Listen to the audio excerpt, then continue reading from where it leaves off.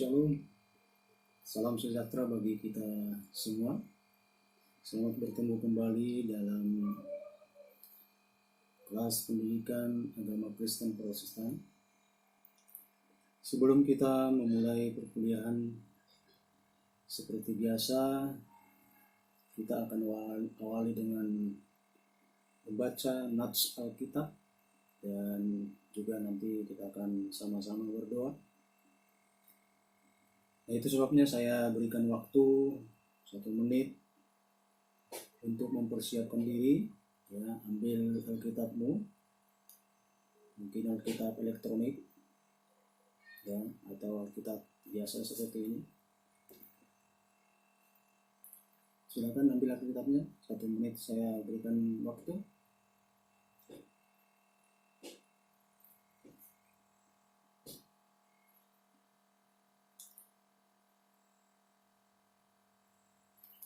Oke, kalau sudah, kita sama-sama buka Alkitab kita. Amsal pasal 4 ayat 1 sampai 2.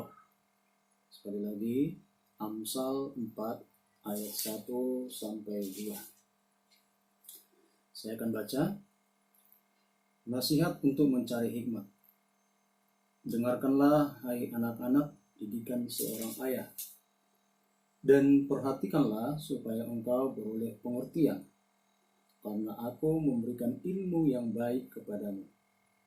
Janganlah meninggalkan petunjukku. Mari kita sama-sama berdoa. Bapa di dalam surga, kami bersyukur Tuhan untuk hari ini, di mana Tuhan boleh pertemukan kami dalam perkuliahan, yaitu mata kuliah pendidikan agama Kristen Protestan. Biarlah kiranya Tuhan Engkau memberkati perkuliahan ini. Demikian juga Engkau yang memberkati setiap mahasiswa yang mengikuti perkuliahan ini, Tuhan. Sehingga kami boleh mengikuti, bahkan juga mengerti apa yang akan kami pelajari hari ini, Tuhan. Terima kasih Bapa di dalam surga, di dalam nama Tuhan Yesus Kristus, kami sudah berdoa dan mengucap syukur. Kesempatan ini juga saya mau sampaikan bahwa besok hari Jumat 10 April ya, kita akan melaksanakan Jumat Agung, ibadah Jumat Agung di gereja kita masing-masing. Dan hari Minggu tanggal 12 adalah Paskah ya. Jadi saya mengucapkan selamat mengikuti ibadah Jumat Agung dan juga selamat Hari Paskah buat kita semuanya. Yang walaupun kita melakukannya tidak seperti biasa oleh karena situasi dan kondisi daripada bangsa kita. Ya, oleh karena situasi dan bangsa kita dilanda oleh virus ataupun COVID-19. Itu sebabnya saya menganjurkan kepada seluruh mahasiswa-mahasiswi Universitas Prima Indonesia tetap menjaga kesehatan dan tentunya ya, tetap mengikuti anjuran-anjuran daripada pemerintahan kita. Oke. Baik, materi perkuliahan kita di hari ini, yaitu ini menjadi pertemuan kita yang kedua. Dalam pertemuan yang kedua ini kita akan membahas tentang satu topik yang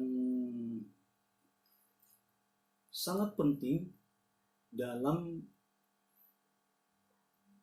iman Kristen, ya, yaitu tentang konsep iman Kristen tentang Tuhan yang Maha Esa.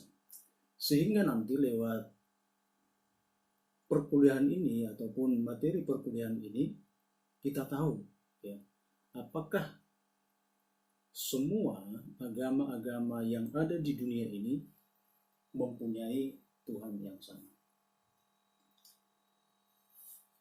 Kita akan awali dari istilah dan pengertian agama. Istilah agama. Istilah agama dalam bahasa Sanskerta terdiri dari a berarti tidak, dan gama berarti kacau. Jadi kalau kedua kata ini digabungkan, maka agama berarti tidak kacau. Sekali lagi, kalau kedua kata A dan gamma tadi itu disatukan, digabungkan, berarti pengertian agama itu tidak kacau. Sehingga dengan demikian, seseorang mempunyai agama atau beragama, ya, supaya apa? Supaya hidupnya tidak kacau. Yang walaupun dalam kenyataannya kalau kita lihat, ya, tidak sedikit orang mengaku beragama tetapi hidupnya paling kacau, ya, dibandingkan dengan mereka-mereka yang tidak punya agama. Itu tadi dari istilah dari bahasa Sanskerta. Yang berikutnya, yang kedua, yaitu ada istilah ugama yang berarti peraturan, tata tertib, atau hukum Taurat. Ya. Jadi agama itu mengandung peraturan-peraturan dan juga tata tertib. Dan kalau di dalam Alkitab disebut ada hukum Taurat, ada hukum-hukum, ya, yaitu hukum-hukum ilahi. Nah, dari kedua kata di atas dapat disimpulkan bahwa agama adalah upaya manusia untuk mengaitkan dan menyesuaikan seluruh hidupnya dengan tata tertib, hukum, serta peraturan-peraturan ilahi. Sehingga apa? Ada relasi antara yang ilahi, manusia, bahkan juga alam dapat berjalan dengan baik dan tertib. Nah, tadi dikatakan di situ bahwa agama itu, ya, dari dua pengertian tadi, dari dua istilah tadi, bahwa agama itu dikatakan upaya manusia. Jadi manusia yang berupaya untuk apa? Untuk mengaitkan dirinya dengan apa? Dengan yang ilahi. Ya. Lalu yang berikutnya, dalam bahasa Latin agama disebut religio, yang berasal dari akar kata religere, ya, religare, yang berarti mengembalikan ikatan atau mengikatkan kembali. Nah, dari istilah ini juga dapat diartikan bahwa agama usaha manusia untuk mengembalikan, memulihkan hubungan yang rusak antara manusia dengan Allah. Ya. Jadi lagi-lagi kita dapat melihat di sini bahwa pengertian daripada agama itu selalu diawali dengan upaya dari manusia, ya, manusia itu sendiri. Tadi dikatakan di situ upaya manusia untuk mengembalikan, memulihkan hubungan yang rusak antara manusia dengan Allah. Kalau kita kembali kepada Alkitab, ya, bahwa hubungan yang rusak antara Allah dengan manusia itu pertama sekali terjadi di Taman Eden, yaitu ketika manusia jatuh ke dalam dosa. Itu dapat kita lihat di dalam Kejadian pasal yang ketiga. Ya. Nah, selanjutnya kita akan melihat pengertian agama menurut beberapa tokoh. Yang pertama menurut Emil Durkheim. Ini Emil Durkheim mengatakan bahwa agama merupakan kekuatan yang amat mempengaruhi sikap hidup manusia secara individual maupun sosial.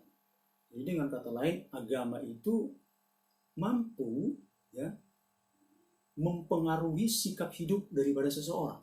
Ya. Baik dia nanti dalam berhubungan dengan orang lain. Itu menurut Emil Durkheim. Yang kedua, menurut Franz Dahler. Franz Dahler mengatakan agama adalah hubungan manusia dengan kekuasaan yang suci, di mana kekuasaan yang suci tersebut lebih tinggi dari adanya manusia. Ya, itu menurut Franz Dahler. Lalu yang ketiga menurut Banawiratman. Ini bahwa Banawiratman mengatakan bahwa agama bukan hanya ajaran teoritis, merumuskan iman, dan mengarahkan perilaku orang beriman, melainkan juga di dalamnya terdapat norma, aturan, perintah, dan larangan. Ya. Jadi sekali lagi, menurut Banawi Ratman ini bahwa agama itu bukan hanya ajaran teoritis saja, merumuskan iman, ya, mengarahkan perilaku orang beriman, melainkan juga di dalamnya terdapat norma dan aturan, perintah, dan larangan yang berkenaan dengan etika dan moral masyarakat. Nah, itu yang dapat kita lihat dari istilah dan pengertian agama. Lalu yang berikutnya kita masuk konsep Tuhan yang Maha Esa. Yang pertama yang mau kita lihat, pertanyaannya adalah ada atau tidak adanya Tuhan Allah. Ya. Jadi sekali lagi pertanyaannya adalah ada atau tidak adanya Tuhan Allah. Artinya begini, apakah memang Allah itu ada? Ya. Dan kalau ada, apa buktinya? Ya kan? Kalau Allah itu ada, apa buktinya? Nah, itu sebabnya tadi dikatakan di sini yang pertanyaannya adalah ada atau tidak adanya Tuhan Allah. Mungkin kalau pertanyaan ini kita dengarkan sampai ke telinga kita, lalu kita berkata, ya betul bahwa Allah itu ada. Buktinya apa? Kita masih bisa bernapas, ya. Atau mungkin kita mengatakan doa saya masih dijawab oleh Tuhan. Atau mungkin kita berkata, ya Allah itu ada. Karena apa? Ya karena masih terjadi mukjizat-mukjizat. Ya. Tetapi kita juga jangan salah, ya, bahwa iblis pun bahkan di dalam Alkitab juga dikatakan bahwa iblis bisa juga melakukan hal-hal yang ajaib, ya, ataupun mukjizat-mukjizat tadi. Ya. Sehingga kalau itu yang menjadi alasan seseorang mengatakan bahwa Allah itu ada, ya tentunya sangat mudah dipatahkan oleh mereka-mereka yang tidak percaya kepada Tuhan. Sehingga sebelum kita memasuki konsep Tuhan yang Maha Esa, ya, pertanyaan ini sangat penting.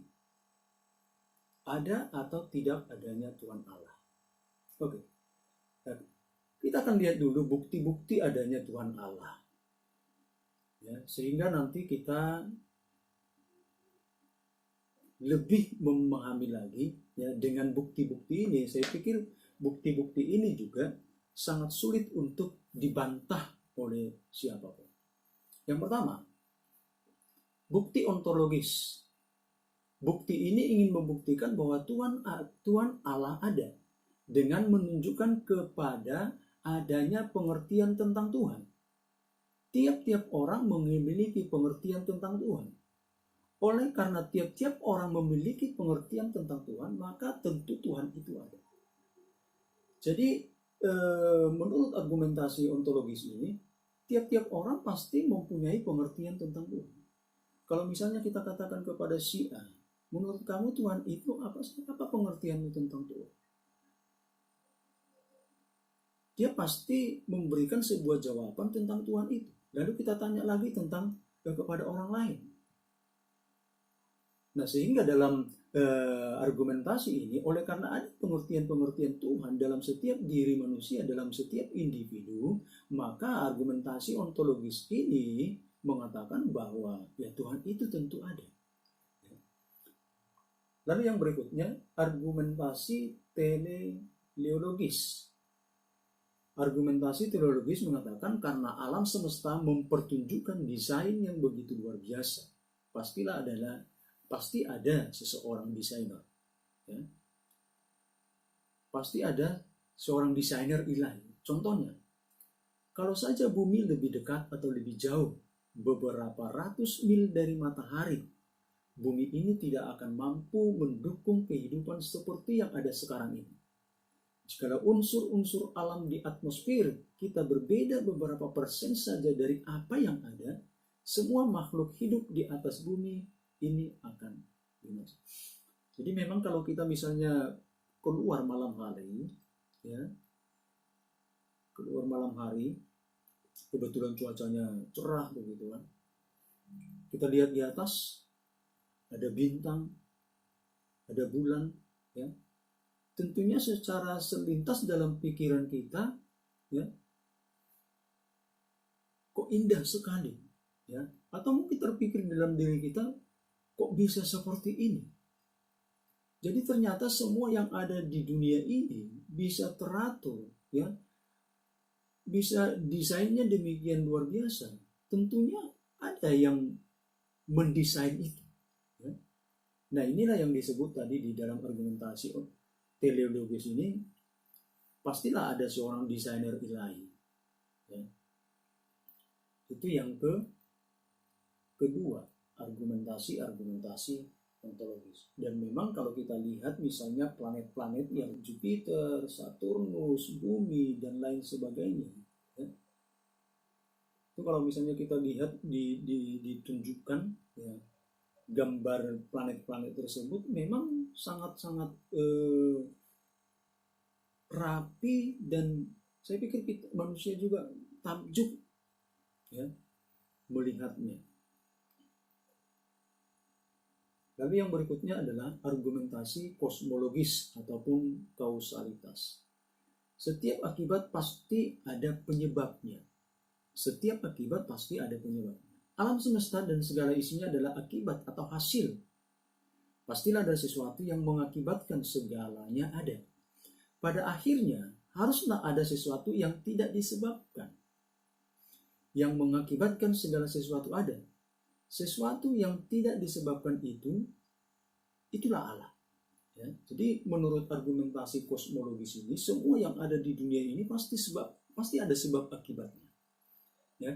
Kalau misalnya kita lihat pohon begitu, ya. Kita lihat pohon, lalu pohon ini daun-daunnya, rantingnya bergoyang-goyang, ya. Tentunya ada yang menyebabkan daun-daunan ataupun ranting daripada pohon tersebut bergoyang. Apa yang menyebabkan? Ya, mungkin angin. Nah, lalu kembali lagi pertanyaannya, kenapa ada angin? Pasti ada penyebabnya. Nah demikian nanti terus, kalau dirunut,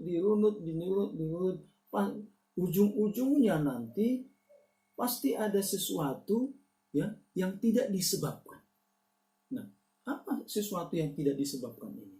Menurut argumentasi kosmologis ataupun kausalitas, bahwa ini, ya sesuatu yang tidak disebabkan ini, ya, itulah yang disebut dengan Allah, ya. Argumentasi berikutnya adalah argumentasi moral. Setiap kebudayaan dalam sejarah selalu memiliki sejenis hukum ataupun peraturan. Setiap orang memiliki perasaan benar dan salah. Pembunuhan, berbohong, mencuri, dan imoralitas hampir selalu ditolak secara universal. Dari manakah datangnya perasaan benar dan salah ini kalau bukan dari Allah yang suci? Jadi di dalam diri manusia, bahkan juga di dalam sejarah, ya, setiap kebudayaan manusia pasti memiliki yang namanya hukum tadi, peraturan. Sehingga, ya, setiap orang memiliki perasaan benar dan salah. Misalnya pembunuhan, berbohong, mencuri, ya. Ini pasti di dalam semua kebudayaan manusia pasti ditolak, ya. Nah, dari mana itu perasaan-perasaan tadi? Perasaan benar, perasaan salah, itu dari mana datangnya? Ya, kalau bukan dari Tuhan sendiri. Artinya Tuhan yang menaruh itu di dalam diri seseorang. Bahkan sebenarnya kalau kita mau jujur, orang yang jahat pun, ya, pasti ada di dalam dirinya rasa bersalah, rasa menyesal, ya. Jadi ini yang disebut dengan argumentasi moral. Nah, itu beberapa hal yang bisa kita lihat, ya, bukti-bukti adanya Tuhan Allah. Yang pertama tadi argumentasi ontologis, yang kedua argumentasi teleologis, ya, dan yang berikutnya argumentasi kosmologis atau kausalitas, dan yang terakhir tadi yaitu argumentasi moral. Dan saya pikir ini argumentasi yang sudah saya sampaikan tadi, ya, saya pikir ini sangat sulit untuk dibantah oleh siapapun. Oke. Berikutnya, kita akan melihat hakikat daripada Tuhan Allah. Keberadaan Tuhan Allah menurut yang pertama, agama primitif, agama suku. Agama primitif maksudnya agama sebelum kekristenan datang, ya, ataupun agama-agama lain. Atau sederhananya, agama primitif ini, ya, ataupun agama suku ini biasa seringkali disebut dengan agama nenek moyang sebelum kekristenan ada. Nah, keberadaan Tuhan Allah menurut agama primitif ataupun agama suku, yang pertama, yang ilahi ada di mana-mana. Ya, yang ilahi ada di mana-mana, atau Tuhan itu ada di mana-mana. Ada pada pohon, sungai, lembah, kuburan. Nah, itu sebabnya jangan heran, ya, nenek moyang kita dulu yang punya ataupun yang masih agama primitif, kalau ada misalnya pohon ini rindang, ya, dan itu mereka jadikan sebagai apa? Sebagai objek daripada penyembahan mereka. Dan mereka yakini itu bahwa di situ ada